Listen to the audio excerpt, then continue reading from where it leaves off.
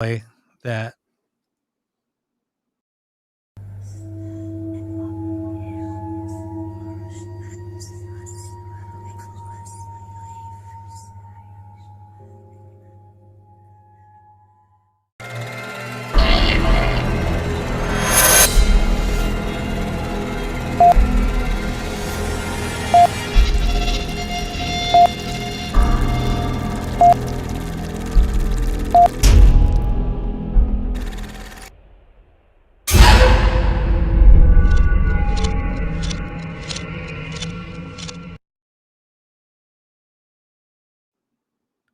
hello everyone and welcome to the show. Welcome, the Paranormal and ITC Podcast, or ITC and Paranormal Podcast, whichever order you want to put those in. Can we do that? That's okay. Yeah, it doesn't matter. Yeah, that's fine. Whatever you want to call us. I just say ITC and Paranormal Podcast. Okay, that's good. I like that. So yeah, we're having a little bit of difficulties. And actually I just needed to do a reboot. So sometimes it's just a simple restart. That's all it is. Oh my god, and this is the first time that's ever happened. Well, I was playing around with some new software. We're trying to get the show running on the new software, and right. It's just so complex now. I've just made it so much harder. But that's what we do as engineers, is we purposefully make things more difficult so we can give ourselves that challenge. So when we overcome it, we feel just that much better about ourselves, and we probably have the same sound as if we didn't go through all of that. But hey, that's just what we do to ourselves, right? Oh my god, now looking at this interface, it's like, oh my god, this is like so crazy. Right. I mean, I know, you know what, and I'm over here. I'm not even there helping you. So, thank you so much for doing what you're doing, even though it's, I don't know, it's been like 4 years since we figured this out, but I still appreciate your hard efforts and work. So, oh my gosh, I'm making things so much more difficult. I mean, now with the freaking soundboard, right, with the video board, with everything, it's like now I have 30 windows I have to look at opposed to one. And I just have one and a microphone. So, well, basically, I have just have to take care of the chat window. Right. And that's pretty much it. Now I got to take care of 30 different windows. Right. With all of these freaking buttons. It's crazy. I'm like, why am I doing this? But it's to give everybody else a better experience. Right. That's what overall with the whole show. There's so much more flexibility, right, so much more that I can do. Because of everything that I tried to do on the show. Yeah, it's not like a normal stream. It's so much more complex. Right. But no, thank you again you're doing a great job. No, no worries. We're trying to set it up for your Saturday show, and so our audience can see future experiments. I mean, it really is a lot of trial and error. The software makes you think, you just plug and play a few items and you're ready to go. But there's so much more to figure out, and bandwidth issues to consider as well. Thank you. Hello, Stephanie, Brianna, Mr. Poe, Sean, Kanga Blue, Raina. How are you guys? Thank you for joining us tonight. You can still hear me, Rob? No, I can hear you perfect. Okay. Well, then we'll get there. We'll get there. Yeah, and then also, I mean, I'm using the same mic as I was using. The SM7B.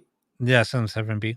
Okay. But yeah, I had. I mean, using this new mixer, it doesn't have all the presets, right? Like the Rodecaster did. Okay. But God, you have so much more control. Right.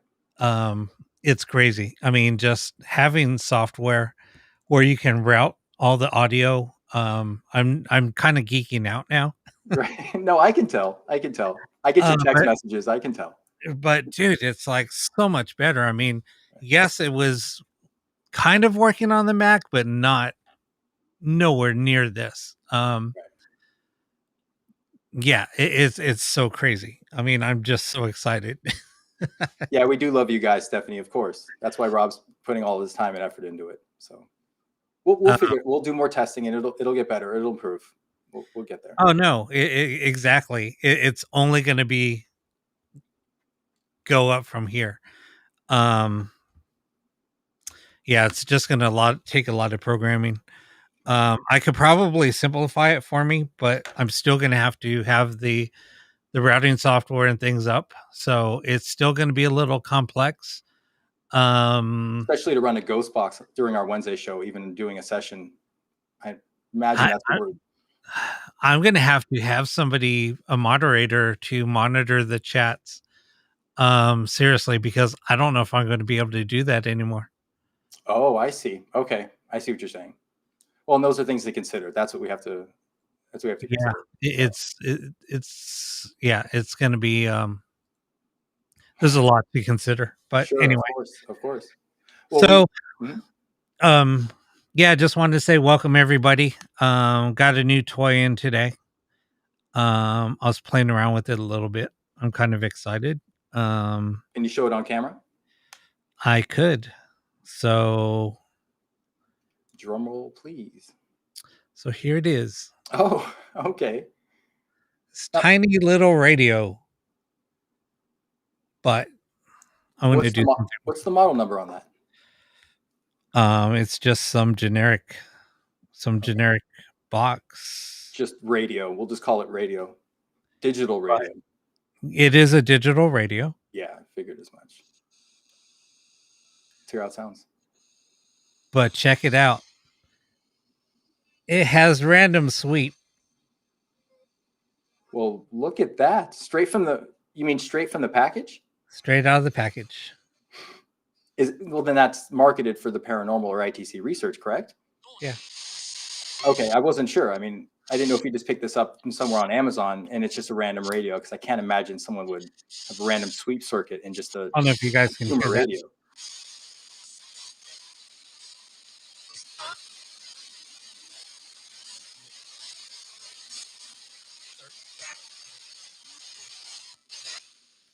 Let me pull up the antenna. There you go.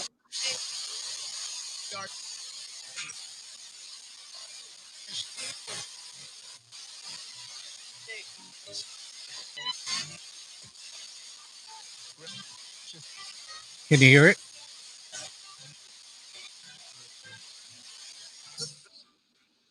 Anyway, it's not very loud. It's not a bad sound. The signal to noise. Actually, it is loud. It's very loud. Yeah. Wow. Yeah. But here, I'll hold it up one more time.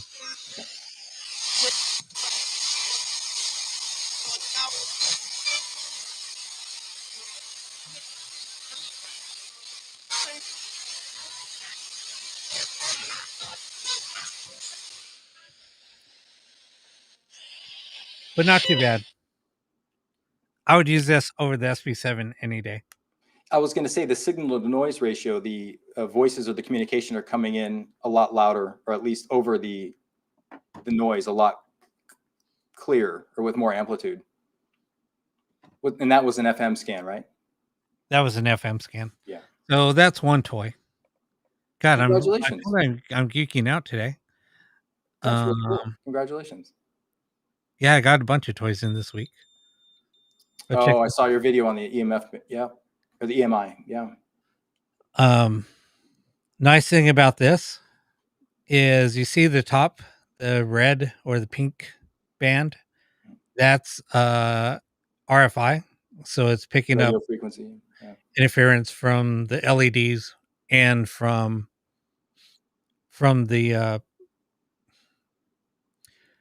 the transmission, also a couple other transmissions. But even with that happening, it's not hitting the magnetic field, which is a yellow strip.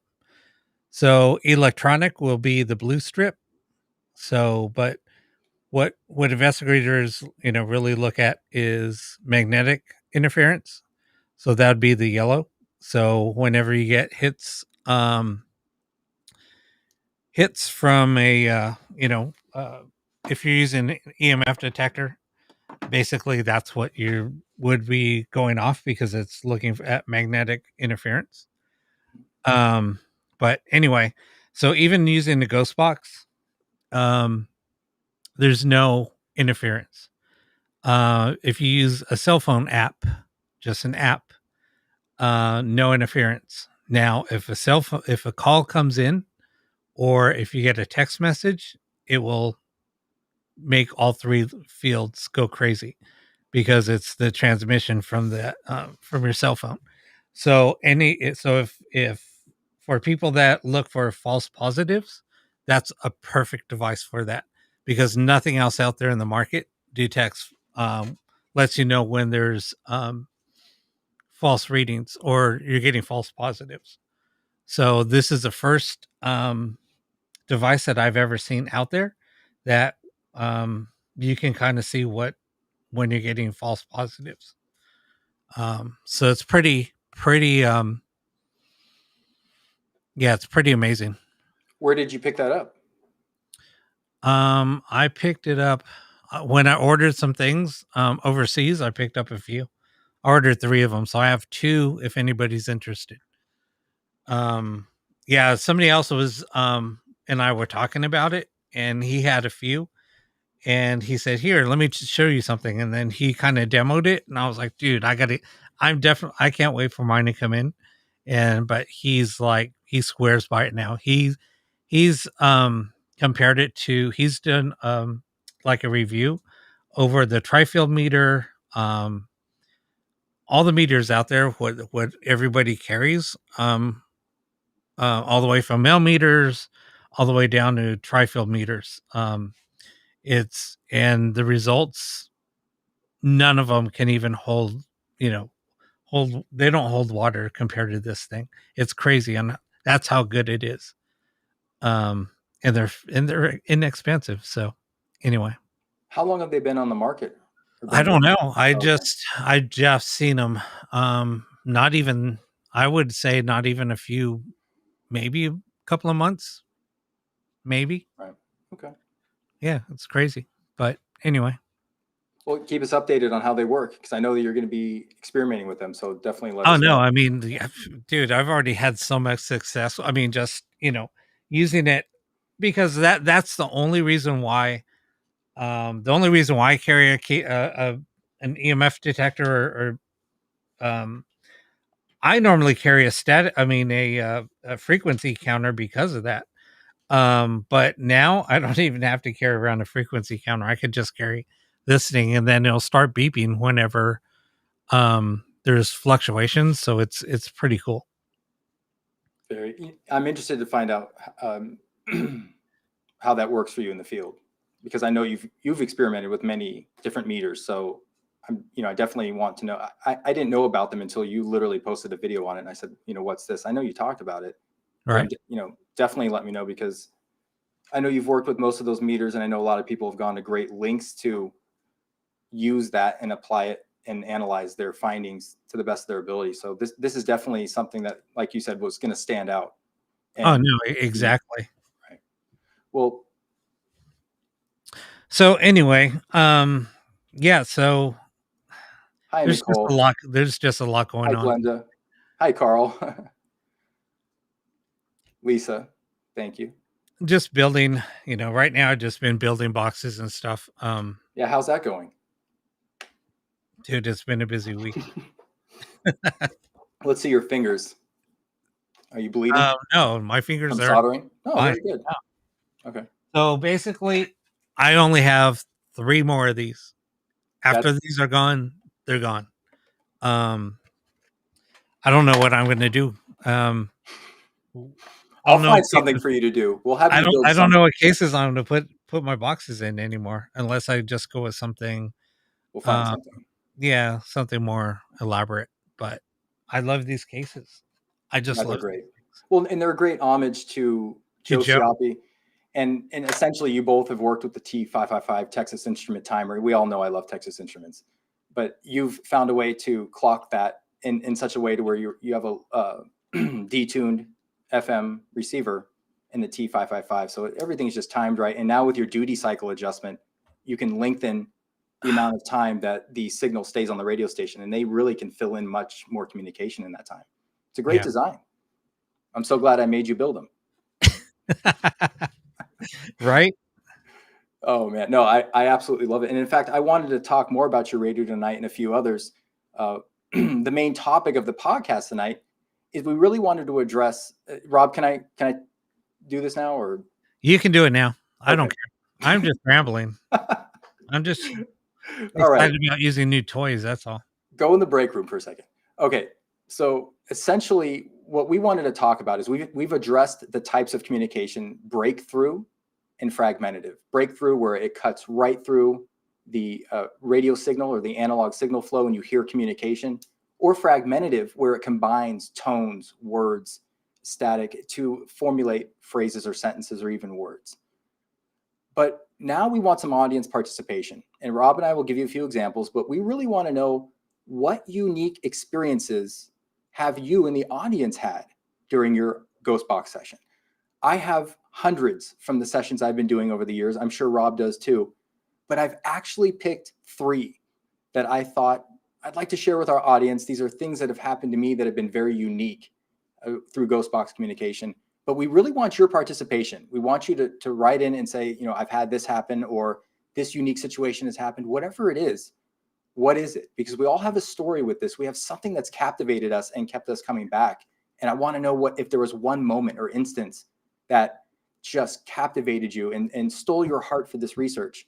Or maybe it's a type of communication you're receiving on somewhat of a frequent basis, whatever it may be. So we want to get you to chime in and give us your experiences. Rob, do you want to share yours while people have a chance to write in, or how would you like to do this? If you're paying attention. I can't even boot you off the show. I don't even have a thing to mute you. So while you're cleaning up in the studio there, I should have a way to No, I was getting something out. I know. All right, whatever. So let's just say this. Whoever has the most, just so we can get more audience participation, whoever can give us a really good story, and whoever the audience decides has the best story, we're going to give away this ghost box. The 12589? Yes. What? Wow. He didn't run this by me, you guys. I'm not kidding. No, I just threw it out there. I'm actually, are you sure you want to give that? That's a pretty collectible. That's a great radio. It's all right. All right. Wow. I didn't know we were going to do that, but okay, there's more incentive. So give us your best. Give us all you got. Rob, would you like to share an experience, or how would you like to start? Because people have already responded in, but I'm thinking maybe. With a good story, a ghost box story? Something that was, I have 3 examples, something that was unusual, that really was out, we've heard names, we've heard numbers, we've heard spirit technicians, but is there something, and from your Saturday show, I've even witnessed some amazing communication come through, or some odd instances happen that seemed like even your audience was aware of.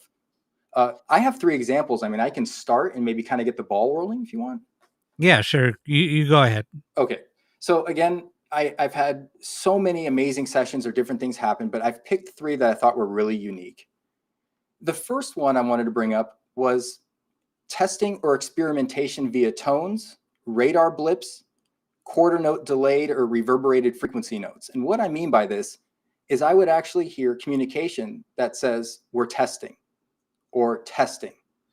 And shortly after, I would hear quarter note, whole note, half note delayed, beep, beep, beep, beep, and it would slowly fade out. It had a pretty medium regeneration rate. And I would also hear after that, "Did you hear that?" or "Hear it?" And then I would respond, "Yes," obviously, because I heard it. Now, they weren't sharing any technical information with me on how to make this communication clear. There was nothing beyond that. But that's happened to me several times, and it's actually happened on a tuned radio frequency AM band, such as Chicago Spirit Waves Radio Spectre or Ron Ricketts mini box. Those boxes really seem to extract the voices from the signal, and they have a long time to communicate with you. I literally call the TRF in many ways the telephone to the dead in many ways.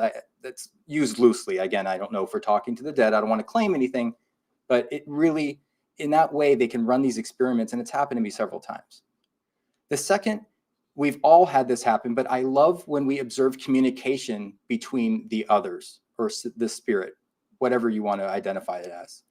You can hear them talking amongst themselves as if they're having a conversation on whether or not to tell you certain things, whether or not to share certain things with you, or just talking amongst themselves, maybe on however they can improve their communication and get that communication to us.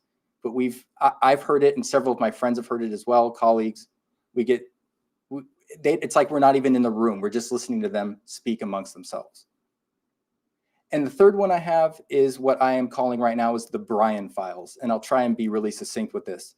My cousin lost her fiance to brain cancer 6 months before they were to get married. Now, she knew about my research, and I never made any claims or any wild type of claims, or even guaranteed we could contact Brian, but she wanted to try. And for the last 5 years, we've been consistently getting communication with an intelligent consciousness that identifies as Brian, who she believes is her fiance. Again, I can't prove this. I have no way to prove this, but it's found comfort for her, whatever that means, obviously, to her. But we've been documenting this over the past 5 years, and I eventually will release this project somehow on my channel. I got to figure out how to do it. But for the last 5 years, we've had a consistent, frequent contact that's very familiar with us, very much like the spirit technicians we contact. But those are just 3 quick examples of things that have happened to me that have really been remarkable in my life or meant something. So we want to hear from you. We want to hear your stories. And I know people have already written in. Rob, do you have anything you want to add to that in terms of something remarkable happening? When I first God, I have a few stories. I think when I was first started building boxes, I know I've told this story before. There was a little girl coming through. I would just hear her disembodied voice. But one day, I just came back from the Queen Mary, spending the weekend there. And I had all my equipment in my kitchen. So I had my bags in there, and I had my ghost box sitting next to my bags. And my ghost box, just the little girl's voice is coming through. So I was like, I left the ghost box on. And usually I will not communicate with anybody that's here. If I'm not trying to make, that's kind of ground rules that I've set. Just living in a house that has activity. I just set some ground rules, and that was, some of the ground rules that I set. So I just went in, and I was like, what the hell? I must have left the box on. I went to go turn the box off, and it was already off, but voices were coming through. So I'm like, that was weird. So I opened up the box thinking maybe the amp is on. Maybe the toggle switch isn't working, something. So I opened up the box. No, everything's off. Closed it back up and set it back down. Walked out of the room, and then she started calling me for me again. She's like, I'm in here. I need to talk. And I'm like, I'm ignoring it. So yeah, that was kind of a cool little story that happened. Then a couple of weeks later, I was testing out another ghost box, and little girl was coming back through. But this time I was trying to communicate. And she was asking for her mommy and stuff. It was kind of a sad session, but it was just the same voice coming through. But this time I got it on recording, and I also have that video up on my YouTube channel. So yeah, that was kind of the two same voice coming through, 2 different occasions. The first one, there was a lot of witnesses because like I said, I just came back from Queen Mary. We all just came in just to hang out for a little bit, and everybody's like, what's that voice? Where's that coming from? And it was actually coming from my kitchen, and everybody's like pretty amazed, and they're like, why don't you just start up a ghost box session? I was like, no, I don't feel like doing that right now. So wow. Yeah. Well, and these are the type of experiences that we'll remember, of all the hundreds and thousands of sessions that we'll conduct, the ones that really stand out. And I've heard the first story you shared before, and that's remarkable because that actually stands out as incredible evidence. I'm glad we record a lot of this. I recorded a lot of it. How would you like to handle the comments coming in? Because we've got a little bit of scrolling to do, but there's already some fantastic responses. Melissa says the day after my friend died, I got a call and it was him. Yeah, and actually that's very, in terms of manipulating electronics, that's very common. And I kind of want to say congratulations, but it's such an amazing experience, and it brings so much peace and calm to you, in such a tragic situation. So I'm so happy for you that you had to experience that. See, Raina has, her name is said a lot on your Saturday show. Yeah, it is said a lot. Mike, her friend Mike, came through on your show.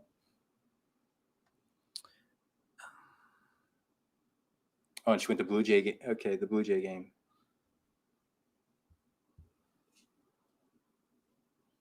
Carl got a response, Anubis.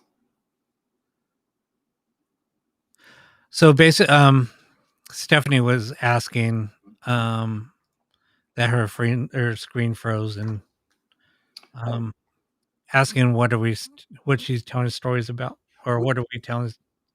We are sharing our unique or amazing ghost box sessions or stories, something that stood out to us personally over the hundreds or thousands of sessions we've conducted. And we're asking you, the audience now, Stephanie, to contribute if you've had any amazing experiences through ghost box communication, radio-based ITC, or maybe something else. Melissa shared that she got a phone call from her friend the day after after the friend died. So that's incredible. So anything remarkable like that. We were originally focusing on ghost box communication, but if there's something else that's remarkable, please share it. Hey, Julie. Yeah, and also, like we said, if we'll see whoever tells the most amazing story, whatever, and the audience think is the most amazing story, we'll give away a ghost box. I have a ghost box here. I want to show it again. It's the Radio Shack 12589. Scans in FM and AM. It's actually a very clear radio. It gets really good FM and AM reception. It's a fantastic giveaway. It used to run on D cell batteries. Yeah, they take Ds. Yeah. Not anymore. This one takes a 9-volt. Oh, excellent. Keep it light. I modified it. Yeah, I modified it so it's just not so heavy. Right. And it'll run off of a 9-volt. The only thing I need to do is add an antenna because the one that was on there broke. Okay. And then it has a line out, but I want to put a toggle switch so you can switch between line out or the built-in speaker. Fantastic. Oh, that's great. Thank you for doing that. I didn't know, so I have to thank you live on air. We've got some. Okay, so Kanga says, I've heard messages from others come through, not always from the box, but when the box is on. Weird. So like disembodied voices or EVP? That's what it sounds like. Right. Yeah, that's frequent as well. Is you can hear, if you're recording and on review of your recording, you hear a disembodied voice or an electronic voice phenomena occurrence happen. It's really impressive what the radios can do or generate in the room or the area. Mr. Poe. Okay, Brianna's talking about sleep paralysis. Oh, this is you know what, Rob? You need to read Brianna's. This is your territory with the demonic sounding voices. Anything demon related. And I can't share it because it's going to be way too long. So, but that's your wheelhouse. I'm going to read it to myself. And if anybody wants to read Brianna's comment, it's kind of long. Josh, if you want to read it out loud, go for it. Okay. I experienced sleep paralysis for the first time. I kept trying to move my body and open my eyes, but couldn't. I then heard a demonic sounding voice starting to speak to me in Spanish or Latin. I asked, "Who are you?" And it laughed. Then it started repeating the same thing over and over. After 1 to 2 minutes, I broke free of it, shot up in the bed and got up and tried to turn on the light in my room, and it wouldn't turn on. It's interesting. I went and checked on my son who was sleeping and was fine. I turned around to enter my room and there was a boy standing there blocking me from entering. Then I shot up in my bed, drenched in sweat. Nightmare? Or did I project out of my body? I go back and forth. Who knows? But I started listening to the show, have been intrigued, okay, ever since. Haven't heard anything yet on the show or in the box, but try to listen when I can. So definitely an interesting occurrence of sleep paralysis. Rob, again, I think you know more about this, but there could be other possibilities. I don't know. Is that something you can comment on? I mean, yeah, it could be. But I talked to her about it a little bit because she was asking me for advice. Okay.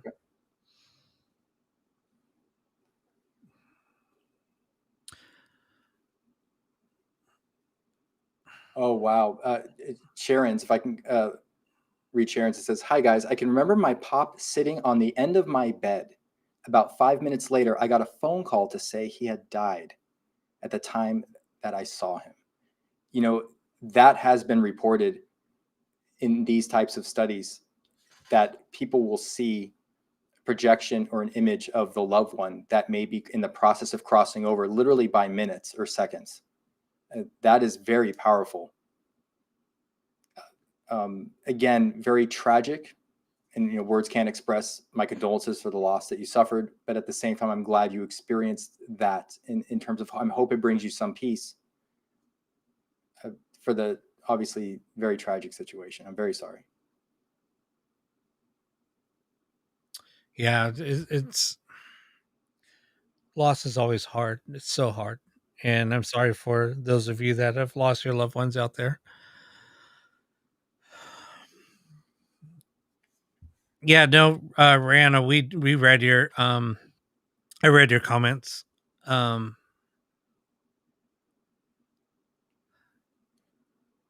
says, yeah, they are around. Little boy, at least. That's really interesting how you had that image of a little boy blocking you from getting back into your room.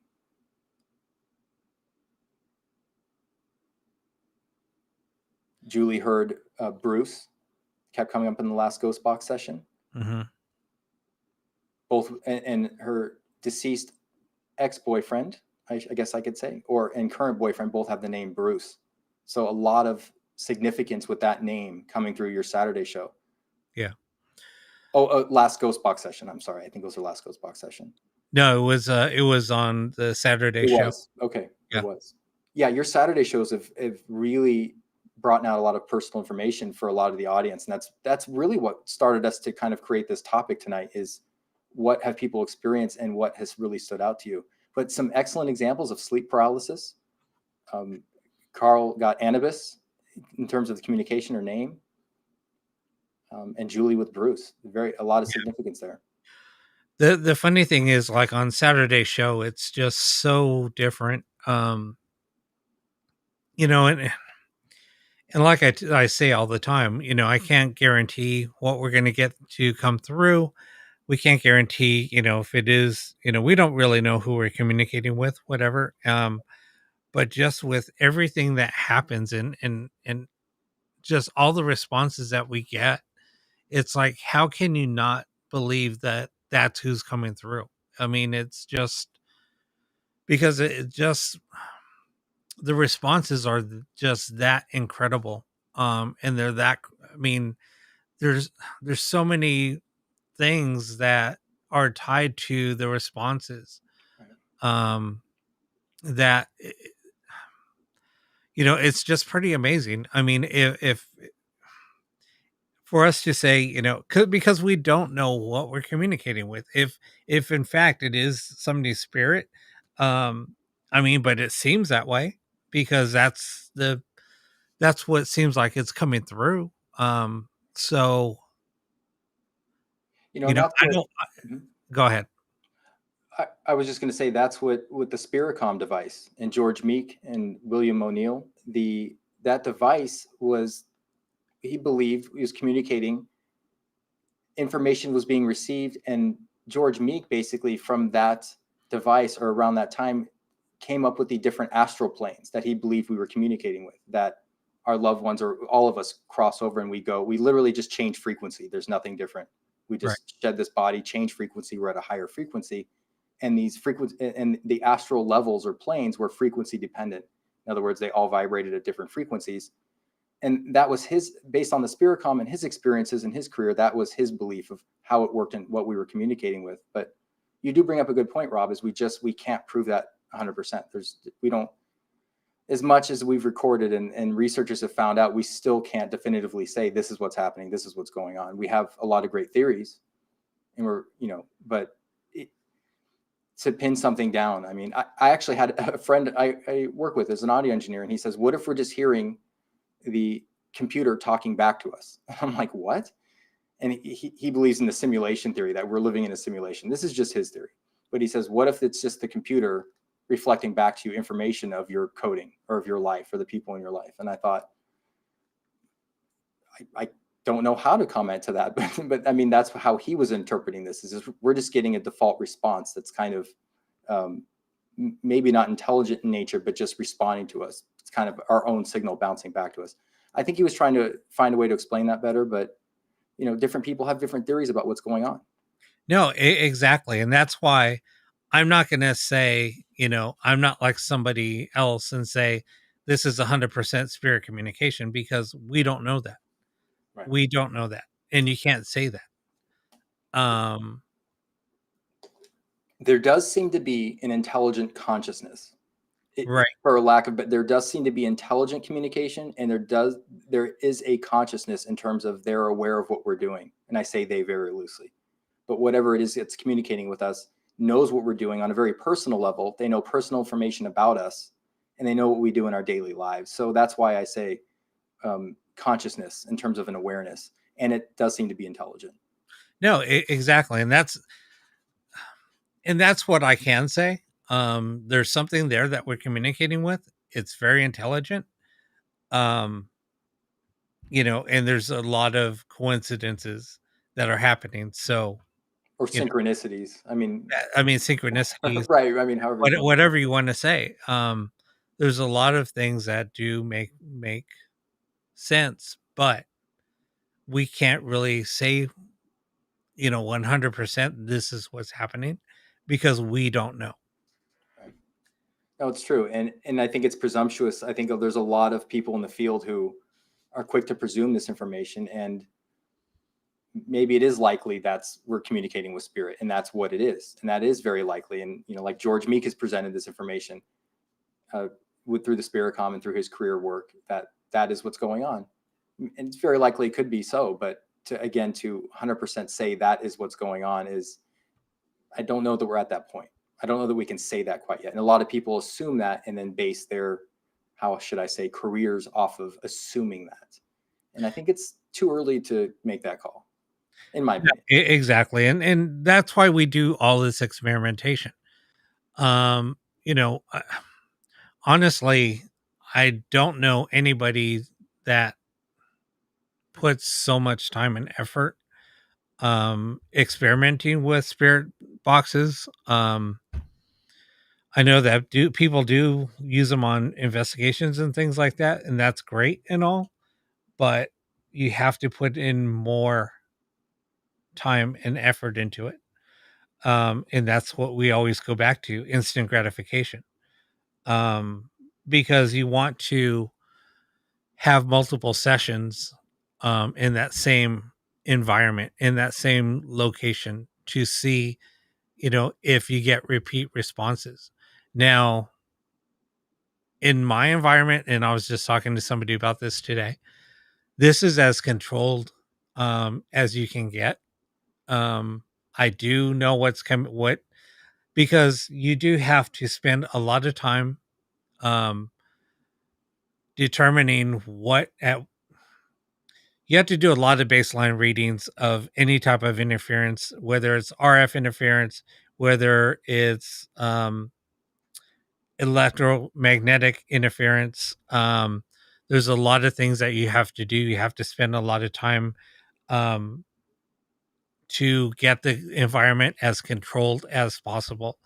And you do know when you have a meter on, okay, when it hits this, you know, the timer for the outside lights are going to come on. So there's going to be a quick little flash at this time, because I do test that. Okay, what caused that? What was that click?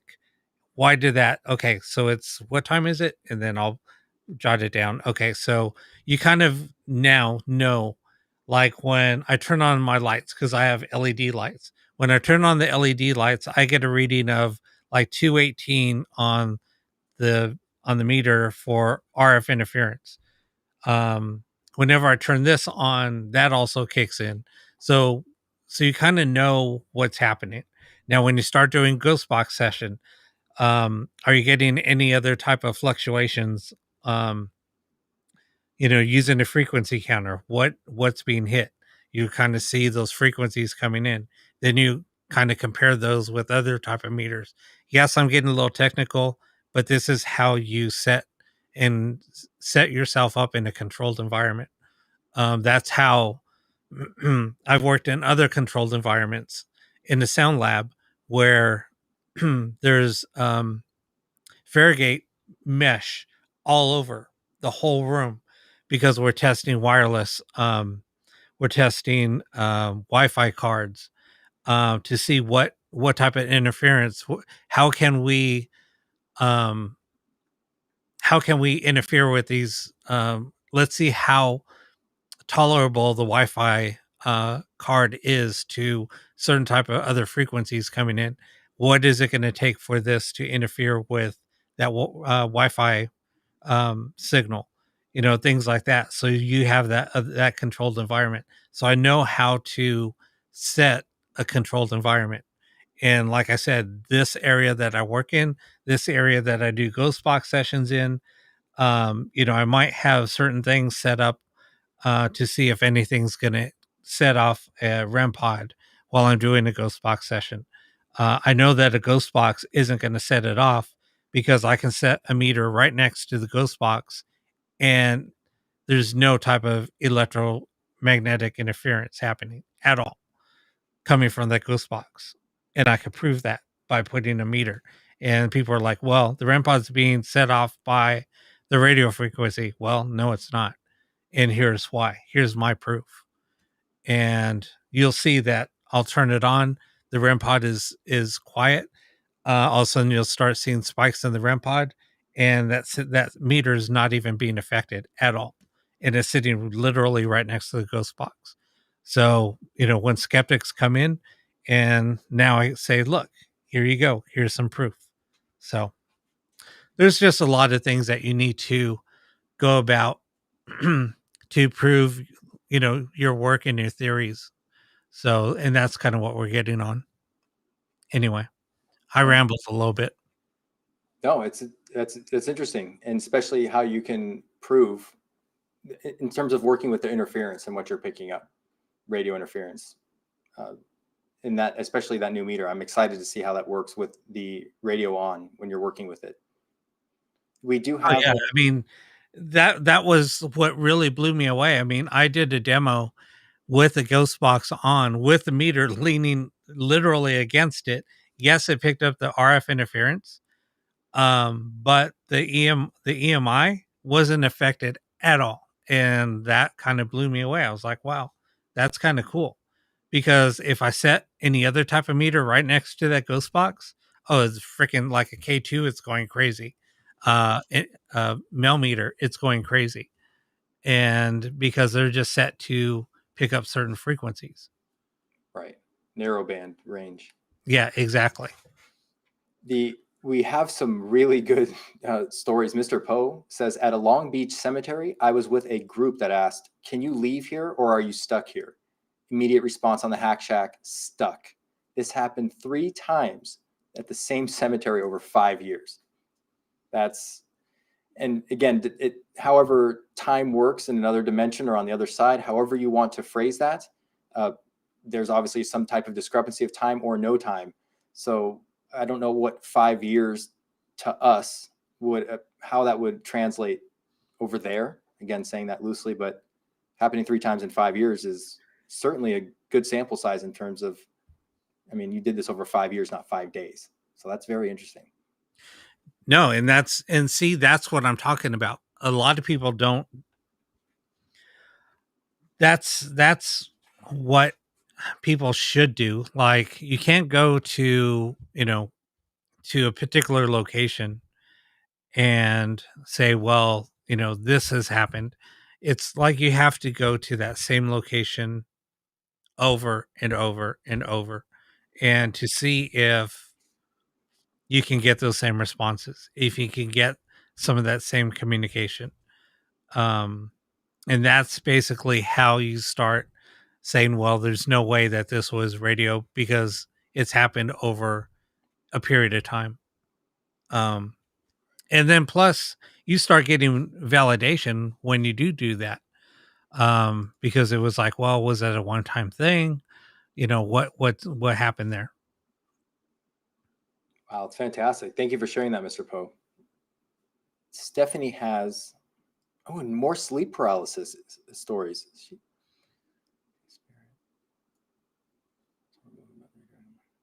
She was okay. So she awoke to her sister screaming and crying at 3:20 in the morning, looking terrified at the end of the couch with her legs laying over the arm.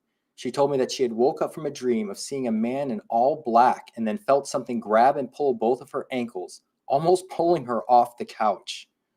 Physical contact. See, now that I don't know what to say about this, Rob, because some doctors and scientists obviously say this is sleep paralysis. This is the body's reaction, natural reaction. But at the same time, envisioning a man in a dream and then feeling someone grab you by the ankles and pull you off the couch, I don't know. Yeah, I've witnessed that happen to somebody. That's why I wanted you to talk about it, because you've actually experienced these things. Yeah, it was funny because years ago, um, I was living at my aunt's house, and my cousin and we just came back from like partying, whatever, and he and I were sharing a room, and he was in bed, and I went out and came back in the room, and he was like kind of frozen, laying in bed, and I'm like, dude, yeah, whatever, like kind of just like laying there, and he was like trying to scream or yell out, but he couldn't. And I was like, dude, whatever. And so I'm just thinking like he was like joking, but no, he then literally tears are just pouring down his face. And I could tell he could not move. And kind of like the same thing is I saw what looked like handprints on his ankles and literally pulled him off the bed. And I was like, what the? I mean, it was pretty crazy.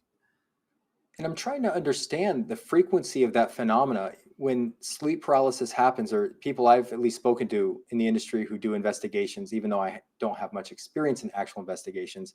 They've reported that people who have these sleep paralysis conditions, or label them as such, do feel a pull on their legs or their body or their ankles, and they're yanked off of whatever they're sitting on, they're lying down on, however they're sleeping.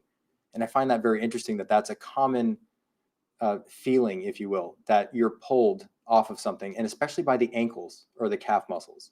Very interesting. Yeah, it's crazy. Astral project. Okay, Brianna's saying yes. Astral projection, the paranormal term. Yeah, and that's I think that's what we were. If I'm understanding you correctly, Brianna, you were speaking about, or we're talking about astral projection or dreaming or being able to astral project. Is that right, Rob? Those. Kind of. I mean, would someone misinterpret if they are dreaming, but maybe they are in the process of astral projection? Is that possible to confuse those two experiences? I don't know. I'm asking. Like, if our I mean, brain is in a theta wave state or delta wave state, like, can we enact astral? it's possible. I mean, it is possible. Um,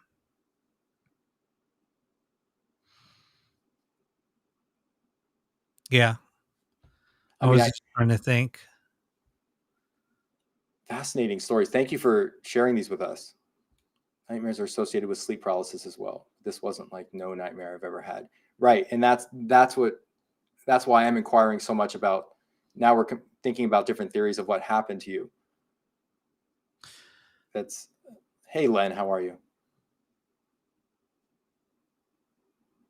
Oh. Yeah, it's just weird when, I mean, yeah, I guess that is a type of astral projection. Yeah.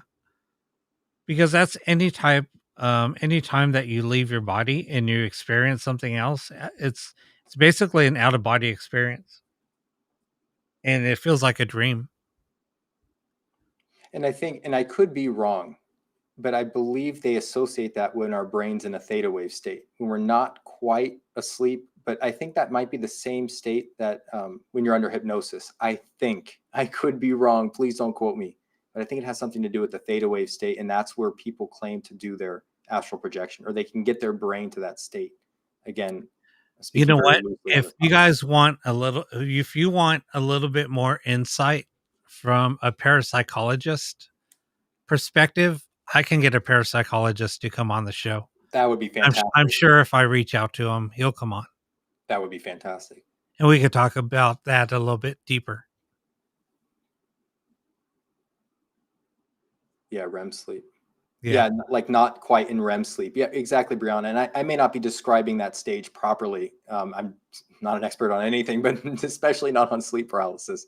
But I do know that people have reported similar situations. Yeah, I think I'm going to reach out to him and see Definitely. If I can set him up. Julie says, I have had physical contact with a spirit in Illinois on a Native American landmark. A wounded warrior grabbed my leg and left fingerprints on my leg. Now, Rob, I know you've had physical contact on investigation, so you may be able to shed light on this. Wow, Julie. Yeah, and it's scary when that does happen. But and it's just hard to describe when that does happen. Yeah, that's and people that don't understand it, when it happens to you, it's crazy. It's just a crazy thing that happens. I'm just like fascinated listening to everybody's stories. That's why I'm kind of like in awe. Right. Yeah. But, I especially in my ITC research, I haven't investigated as much or had some of these unique experiences. So this is fascinating. I mean, I'm learning a lot from our audience, and Rob, even what you shared. It's incredible. And sleep paralysis seems to be a topic we need to cover. Or like you said, let's get that parapsychologist on the show however we can. That would be fantastic to get their opinion and perspective, or even information on this. So, I mean, I could give you a little something that happened to me during that type of state. Mm-hmm. Yeah, I'll have to share a story about that. And it was a little crazy. So this happened, God, it was years ago. But during this, so basically in the dream, that's what it seemed like to me anyway. In the dream, I was kind of like jumped in an alley, and so a couple of guys I fought off, and then me and another guy started fighting, and he picked me up and threw me against a cinder block wall. So I fell to the ground and I was holding my shoulder. And when I woke up from my dream, I woke up in a cold sweat, and I went into the bathroom, and literally my shoulder was like drooping. So I went downstairs, and one of my relatives looked at me and she was like, "What the hell happened to you?" And she basically just said, "Get dressed, we're taking you to the hospital." And yeah, the doctor, when I went in, he was like, your shoulder's dislocated. And then he said, how did you do that? And I told him it was in my sleep. And he said, there's no way that this happened in your sleep. Right. Especially if you're in your bed and you're on, a mattress that's somewhat forming or supporting your body. I don't know how, unless you somehow sat up and did it against the wall or something. I don't know Yeah. how you would do that. And yeah, he said the only thing that he could think of was that I turned into the mattress. But he said for you to do that, somebody would have had to been on top of you and pushed your Oh, shoulder so it is possible into that it. there would have been weight or some force. Yeah, he would have said the force would have been had to have been so great that Wow. but then I had bruising around. That's the other thing. I had a lot of bruising around the shoulder.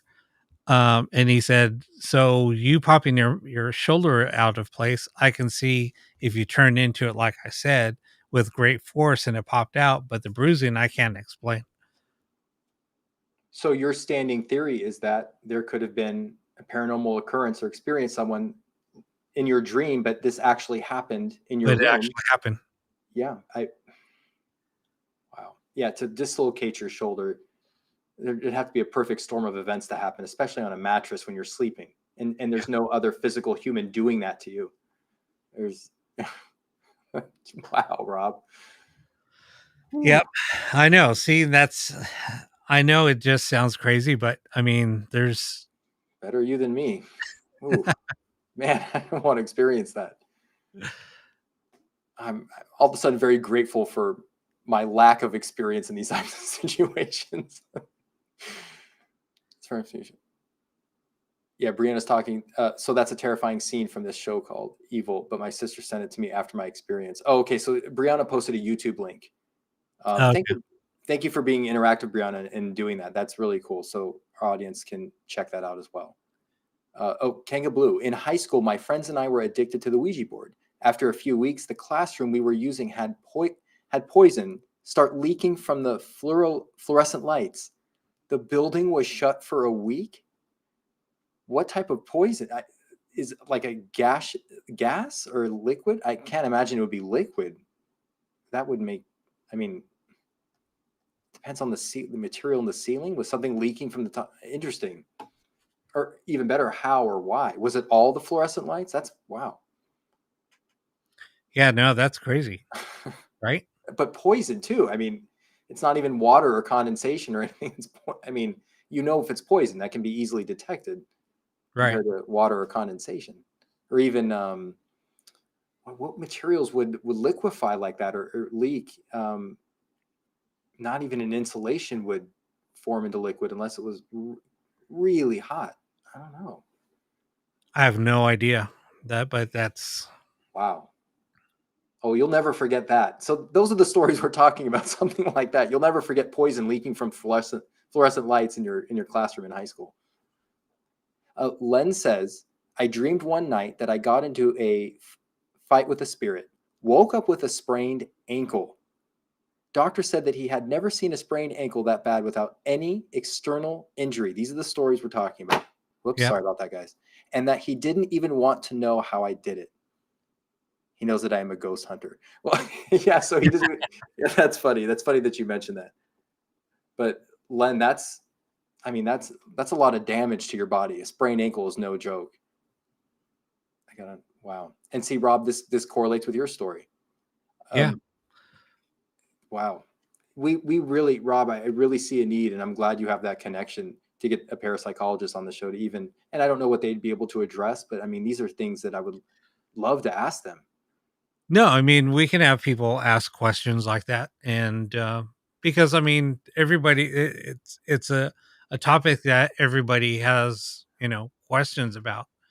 So I'm always willing to, bring somebody on that, that has the answers. Or might have theories behind it. We don't know. Right. Oh, Kanga Blue says PCB gas. Okay, so it was a gas. That's what I thought. I couldn't imagine it was a liquid or anything like that. All the lights had to be completely changed over. Wow. Now, Berta, I don't agree with you about Ouija boards. Ouija boards are just another tool. they just got a bad rap. The bad rap came from The Exorcist, the movie The Exorcist, because when the Ouija board was made, or when it first became popular, people would have get-togethers, and it was basically a parlor game. A lot of people use them, in a parlor. They used ghost writing as a parlor trick. Ouija boards. There was a big fascination of spirit communication. So it's just like anything else. A ghost box is the same. You're using it to communicate with spirit. So just because it's a Ouija board doesn't mean that it's something that's evil. It's always intent. Um, when you have bad intent of any type of with anything that you do, anything can be bad. So whether a spirit box, ghost box, they're the same exact type of tool. It's used to communicate with spirit. That's it. Just a different type of tool. It's just a different one's a hard something that you can actually touch. The other one is that you just actually listen. We're scanning the electromagnetic spectrum. It's in Exactly. certain areas. Rob, I'm trying to keep up with the comments, and I know Raina earlier said that something flew off a shelf in her home, which are fascinating stories because people have reported to me that these things have happened, and I have one for you right now that Stephanie is discussing. Has anyone ever had an object appear in their home they've never seen before? My dad was a huge Washington Redskins fan, or now Washington football team. Anyways, I had a golf ball with a Redskins logo on it appear in my apartment, and me nor my daughter, sister, etc., have ever seen it before. Rob, I have heard of this happening. Objects appear that have never appeared in a home before, that are completely out of place, and it doesn't make any sense. Or someone in the family is playing a trick, I don't know.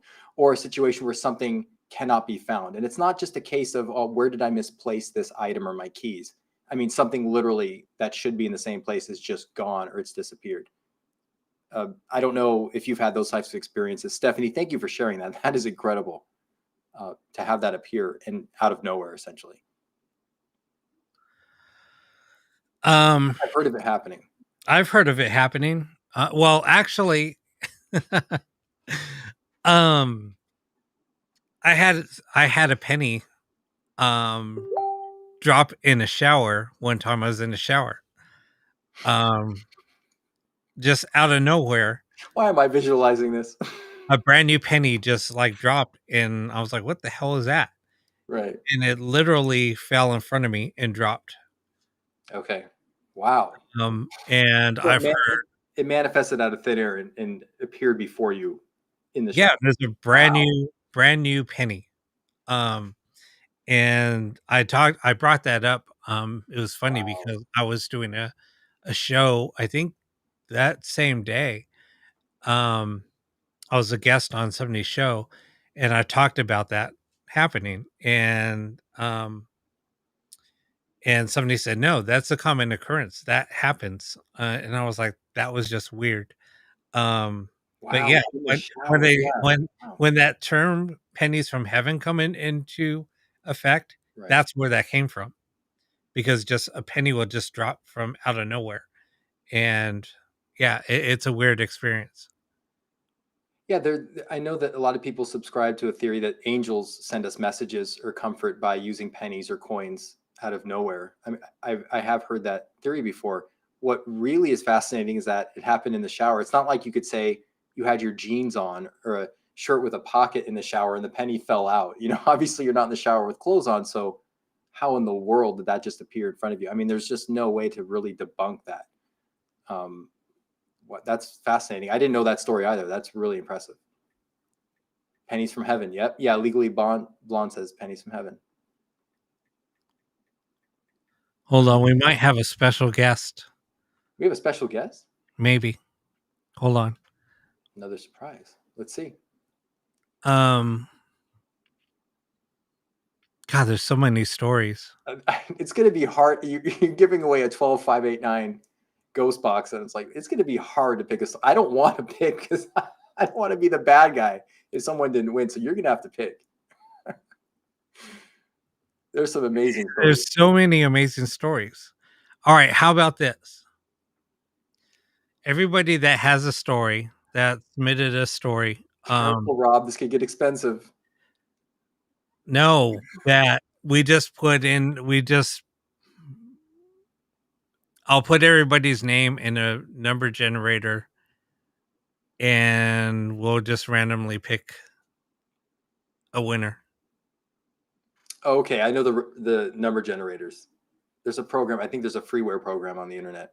Freeware. Yeah, I'll just put everybody's name into a little spreadsheet. Okay. And then I'll have a number next to them, and then we'll just randomly. Because it's hard. There's been some very impressive and compelling stories so far, and I don't know that I could pick. That's gonna be difficult. Yeah, Stephanie says that's a good idea. Yeah, because I mean, we don't want to say that someone's story was more impressive or meaningful than others. How do you judge that? You know, it's so subjective in many ways.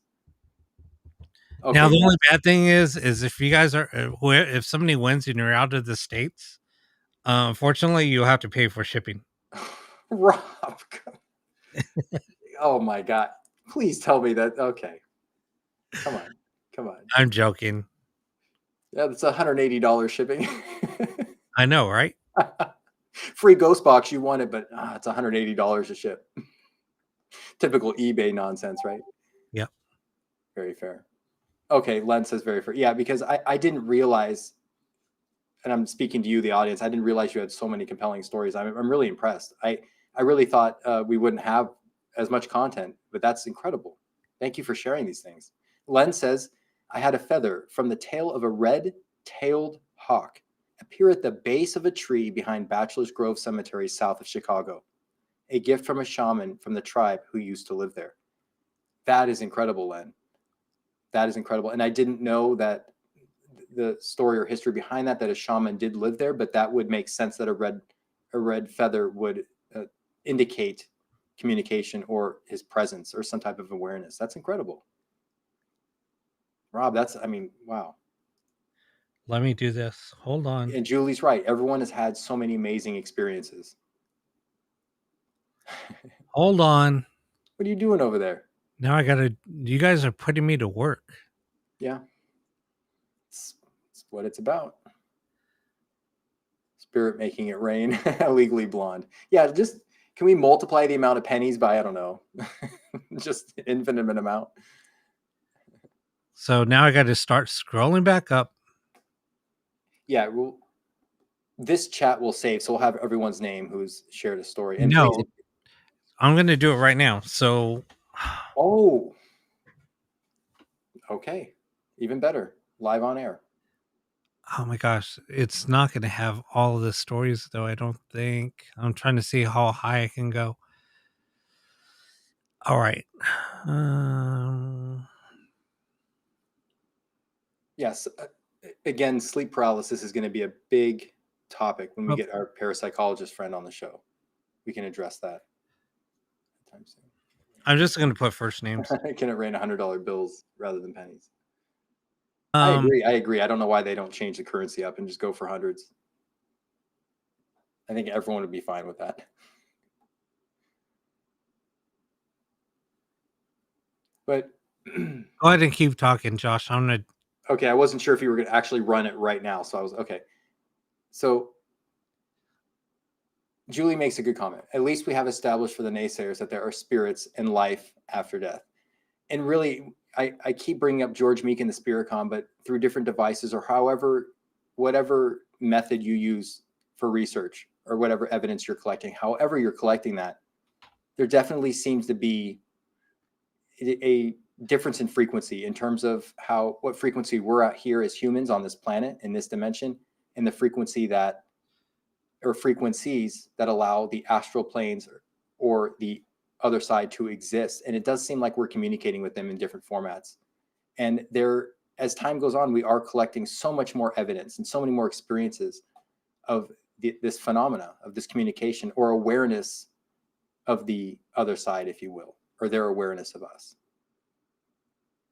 Legally Blonde says, I sent you both actual spirits on audio and video. Oh, thank you, Mr. Poe. He says, go to 1634. That's a timestamp for when all the names, we can start collecting the names. Thank you very much. It'll save Rob a little bit of time. Keep working, Rob. 40 minutes ago. Yeah, and to go back to circle around to our conversation, one of my amazing experiences is, again, I'll say, the last 5 years, my cousin and I have been conducting these sessions, and she conducts the session. I just use the radios, but she's in contact with Brian.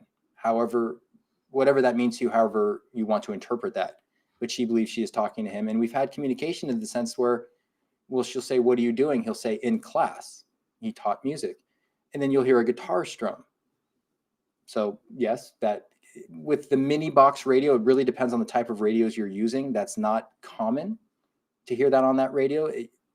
It's a radio I can go into on another time, but it's very compelling because it's, as Kanga Blue said, Kanga Blue mentioned this, consistent responses over time, sample size, frequency, really start to add up. And especially when you're hearing these voices in the person's voice that they had here on Earth or close to it, it really makes you wonder. Well, I don't even know that it would make you wonder. I think it's pretty compelling evidence. And we're still doing these sessions. And so I hope to release them soon. And she's debating it because it's technically her sessions. I can't release them, obviously, without her comfort and her permission. But when I do, and I hope I can, you'll hear some pretty amazing evidence, full phrases, sentences, nicknames they had for each other being called, even alluding to private situations. I mean, very personal information, even situations that happen, on a date, if something happened or they went somewhere, an occurrence only the two of them would know about. It's amazing. Whatever she's communicating with, and I'll be very general with my communication, it's very intelligent, it's very conscious, it's very aware of her life and her life with Brian. If it is Brian, then obviously he would know. If it's not, then whatever it is knows everything.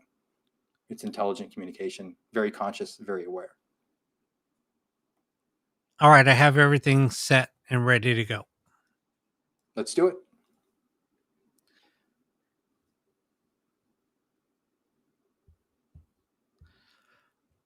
Hey, Michelle. Let's see here.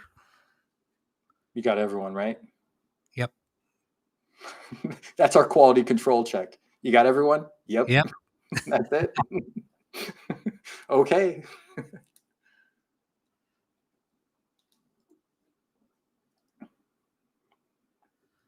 All right. Good luck, everyone. Here we go. Oh my God. You know who won?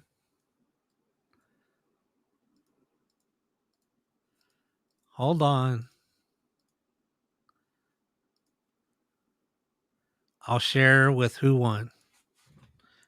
Julie brings up a great comment. Do you believe in the theory that extraterrestrials and spirits are linked? And that is a popular theory circulating around, that the ghost box can at least pick up communication from spirit or aliens, rather, in this dimension or another dimension. But there have been recorded messages and communication or intelligent consciousness that has led some researchers to believe that aliens and spirits may somehow be connected, or that aliens go to the same astral plane or worlds that we go to when we cross over.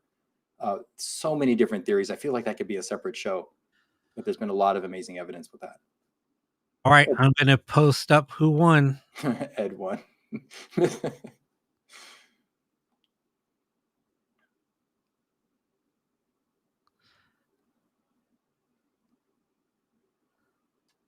The person that typed in this comment.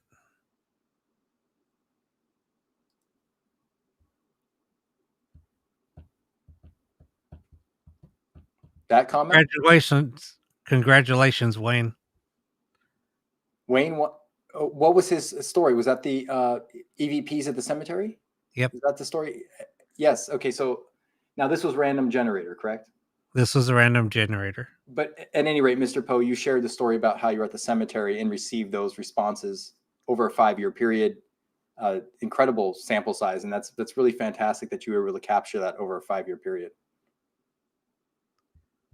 Yeah. So basically, I put in everybody's name into a spreadsheet, and next to the spreadsheet, it has a number because the spreadsheet just goes down, and the number that generated is number 2, which was Wayne.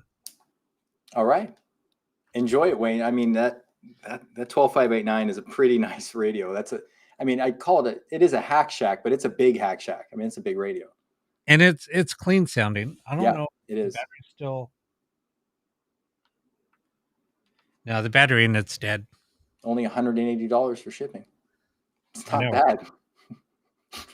Wayne, you could come by my house and pick it up. Now you're not going to collect on shipping. I don't know what you did there, Rob, but okay. What? Legally Blonde says, I think God's too busy for each of us, so he gave us SO. I don't know if that's abbreviation or the word got cut off. Oh, no, Wayne won't come to my house. He Oh, that's right. He had the experience. He got sick here. Right. He got sick at your house due to the spirit activity, haunting. Hold on one second. Sure. I got to share this link. Somebody's going to come on here. Someone's coming on the show? Yep. Oh, fantastic. I don't know who it is.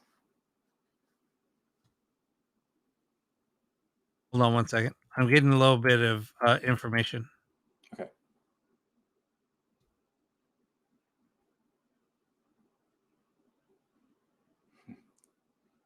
Everyone's congratulating Wayne. That's awesome.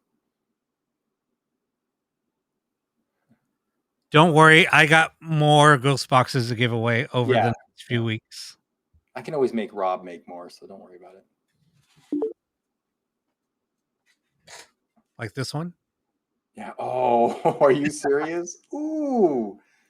Wow. That's an awesome giveaway. Rob's not looking at his chat. Rob, is someone coming on? All right. Somebody's coming on the show, and no, I don't have any tricks up my sleeve. Trust me, these aren't rigged. That's why I said, oh my God, because anytime that happens, people think it's rigged. No. Round 2, let's go. Yeah. I mean, Rob can make ghost boxes, so it's not even a problem. Yeah, don't worry about it. I'll be giving more boxes away. This was just like spur of the moment I thought about today. Anyway, so we have somebody on location. They are at the Grand Midway Hotel in Windber, Pennsylvania. So he's coming on live. And I'm welcoming Mr. Rob from Live Paranormal. Oh my gosh. Working. Hey, I don't know if the way we have it set up, if it's going to pick up your audio. No, it should be fine. All right. And if it is, everyone just hears you twice. We're okay with it. It's fine. We're actually on the show right now, so we just wanted to bring you in. We just gave away a ghost box. We were trying to win it. Actually, I've got the owner of the Grand Midway Hotel right with me. I don't know. I can probably scoot it over if he wants to. So this is Blair Murphy, the owner, and I know we probably had we had the camera going, lighting different. I made it worse. But anyway, we'll just stick with what we have. And what's cool about this location too is we posted today on TikTok. It's actually home of the world's largest tarot card. I don't know if you probably can't see. It's right above us. Yeah, I can see it. That's amazing. And on the roof is the world's largest Ouija board. Wow. Oh, really? So there's a lot going on here. There's a lot of worlds. So we want to do the world's largest something here. Sweet. And we've got a lot of activity. And we're going to do I think a little bit of a live ghost hunt, I think, this evening. Though the evening keeps getting later and later. If we're on Eastern time here, so it's like 12:45, 1 o'clock. Yeah, it's approaching 12:45. That's right. Yeah, it's getting there. So we if you probably will. Yeah, if you guys want to do a live broadcast from there, I'll be willing to stay up for a while and broadcast it here. It's just live. No, it says live. It says you're lying.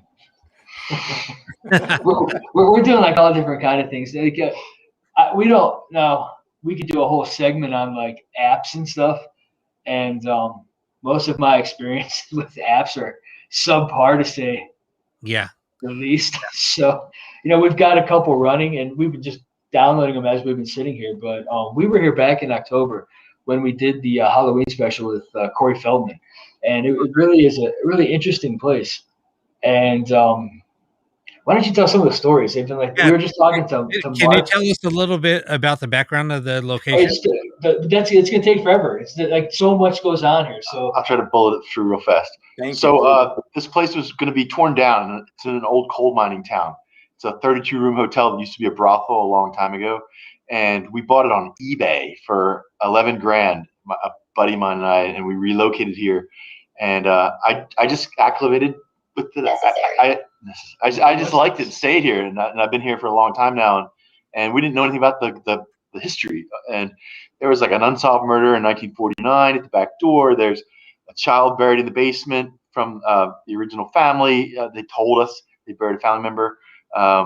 We found bones in the wall. A cadaver dog found bone. So somebody was on our wall. There's something terrible in one room called the canopy room. We don't know the source of it. A woman named Martha Sawinski was killed by fireworks in 1911 here. They knocked her throat out, and she died in front of the whole community. I mean, the stories they're just wild and brutal from the place. I mean, because of the conditions of the place at the time. And one thing is interesting is, like you hear some of these stories and you're like, I can't believe that's actually true. But there's actually, like, when you do the research, there are the newspaper articles and stuff that back up the stories. Yeah, we went and really so researched. They're not just like folklore or urban legends. They're actually like this lady had her neck what's called sliced, and it was like bleeding all over, and it was actually like in the newspapers. It wasn't just like word of mouth. Like as stories grow, as they the years go on, this was legitimately, this stuff happened. So it's all been documented. Yeah. So, I mean, what we can do later, if you guys are up to it, when we go, if you guys want to go live, what I can do is run a ghost box live here just to see if we get any responses that correlate with what's happening there. It'll be a cool experiment to try. Yeah, I'm up for anything. Yeah, and so what Blair's actually going to probably do some live streaming on Live Paranormal from here. So that should be cool. And that's kind of one of our reasons why we're actually going through town. So from Gettysburg to tomorrow, we're going to be in I don't know what city he moved it to, but Steve Hummel. He has Archive of the Afterlife. It's a museum of all haunted objects. And he was in Moundsville, West Virginia.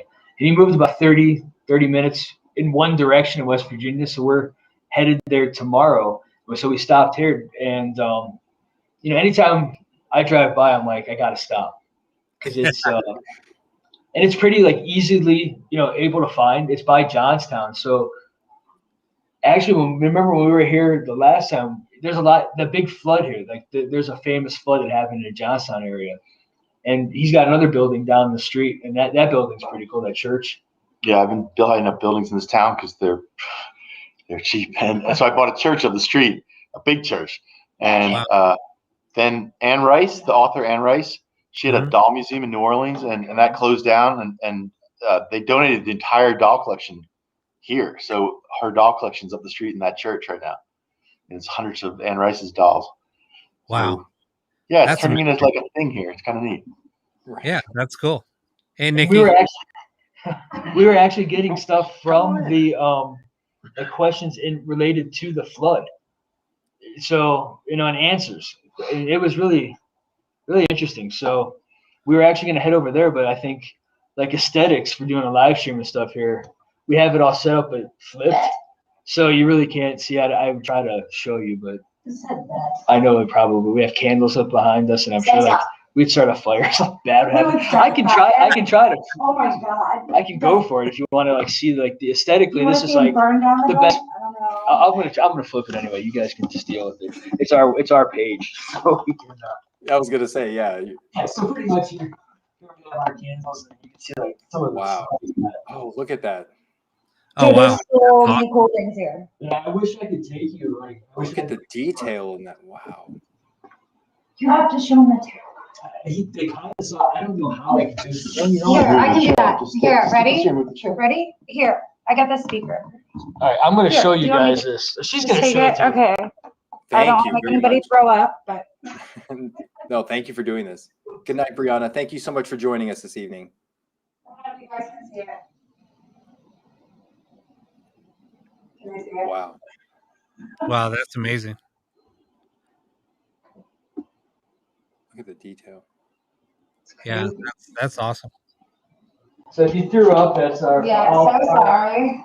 No, it's You think the laptop and like holding it so the screen like It's on us. But as But, you can you know, see, like, I mean, for aesthetics, it's amazing. I think if we do a ghost box session, I think it would be amazing.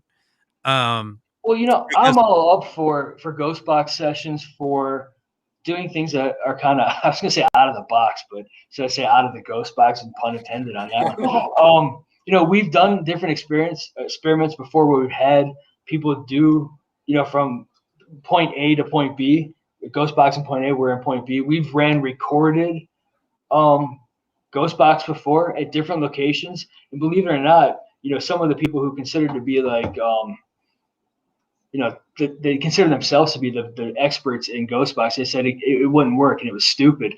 But we had people who were, you know, we used one file at like 10 different locations, and we were getting different responses at the same, you know, we had maybe 5 minutes or 10 minutes in. And so we marked every single second, and there was different responses coming through. So we're always up for experiments because you just don't know.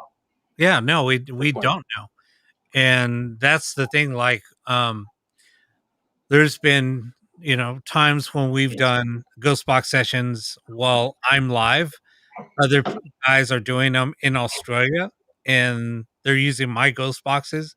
And it's funny because we'll get the same responses on in both locations on two, you know, on opposite sides of the world. It's crazy. It's just they say mate after there when they talk, and yours doesn't. Yeah, There's so a slight difference. Yeah. crazy. So, and we were talking about that. So just trying to do, you know, maybe a ghost box session while you guys are there and I'm here running the ghost box, and then plus the audio I'd be doing is in reverse. So there's no way that we should be getting any responses anyway. So if we got any responses, it'd be cool to see what would happen. A lot of people would be up for it, and looks like a lot of people would be are willing to stay up and watch the broadcast. So, well, what was funny too is that I did bring like our pro mics and stuff, and I was like, you know, just for the odd chance that we actually follow through and we get a hold of Rob, and you know, this actually happens the because candles just started flickering. yeah, by just the way. I don't know if you guys can see it from your end, like it's right behind our. no, I could see it. And, It looked changed. It's And that was light. Yep. the one. Just I got sidetracked, but so it's still in my car. My car's not here, so we have subpar audio, and that's my fault completely because I didn't think we'd actually follow through with coming through on this stream. But with the candles here, we ran an experiment, which goes to show you don't need like super high, expensive, you know, items and devices to do any kind of paranormal experiment. We had candles that were. We've never seen this happen before or after. We had a candle light by itself. And we actually have that on camera. We haven't put that out there yet, but it actually lit by itself. And it was crazy. We had a psychic call in Lisa, who the Purple Dahlia, not your average medium. I always stress You didn't that nod it enough. You weren't not. And she's probably watching, so that's why I did it. But she called and she's like, you know, your candle stuff is really really phenomenal. Did you ever do candle readings? And we have not messed with that before, but we had a candle, and it was answering to the point where the flame would probably jump. I'm guessing it would grow 6 inches for yes. Quite a few inches. And it was substantial. It was amazing. So, and I think, we had maybe 25 cents into the candles, so it goes to show you if you have a lighter and a candle, you could even do an experiment that way. No, I was doing that one time here because I always run. Let me switch my camera real quick. Oh, no, it's not on. I'll fix that real quick. There is a candle directly over your left shoulder. Looks like. No, hold on. I'm flipping on my camera. Oh, okay. So on my desk, I have a couple of candles. And then, but the candle on the very far left, it was going up a good 6-7 inches. And then it would go way down to, it was almost going to go out. And then it'll go back to normal. We had them where they're like flickering and swirling. It was all on command. Yeah, and that's what was happening. It was somebody remote was asking the question. So one of the viewers was asking the questions, and she was like, "If you're here, make the candle go up," and then it would do that. If you're here, make the candle dance, and then it would just start dancing like crazy. And if you're here, make the candle go really low, and then it went super low where it almost went out. It's crazy when that happens. And the awesome thing was that person wasn't even here. She was, I think, in Australia also, and she was the one that's where your fan base and our people are. Australia. I never knew that you were like well connected in Australia. Yeah, I mean, there's actually a couple of people on right now that are in Australia. Kanga Blue is from Australia. I would have thought that. Just based on Aussie number 1 is also from Australia. We'll go figure. Dead giveaway. But no, it's funny because a lot of people. Oh, and Shannon's from Australia. Boomerang 12 just joined us, and Boomerang 12. Oh no! But I believe there's some people from Europe, right? Yeah, there's Russia, I think, Norway, or I feel like we've had people from, or at least your Saturday show, you've had people from all over the world. Yeah, it's crazy. But yeah, if you guys are up for it, we can do that. So where are you guys going tomorrow? I'm sorry. So tomorrow we're going to be at the Archive of the Afterlife. It's a haunted museum. There's some cool stuff there, like. Is that that guy and the girl? I forget their names. Is it a young couple? So this is actually Steve Hummel.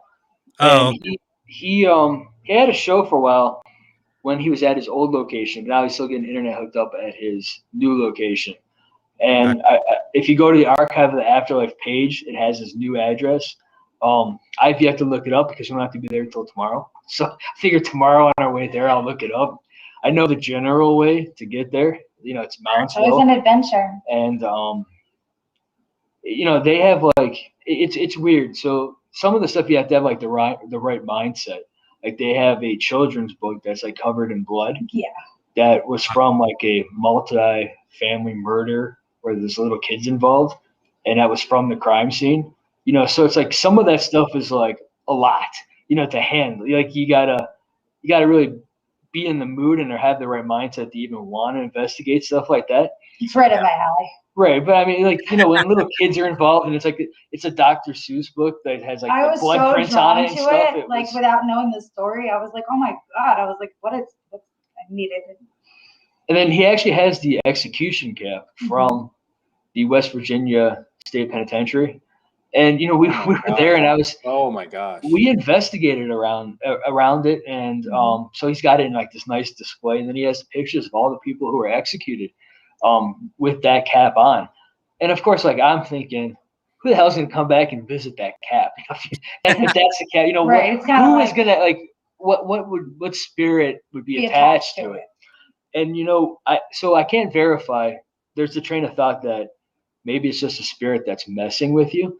So we had a response come through, and it was a full first and last name, which is very rare on a ghost box.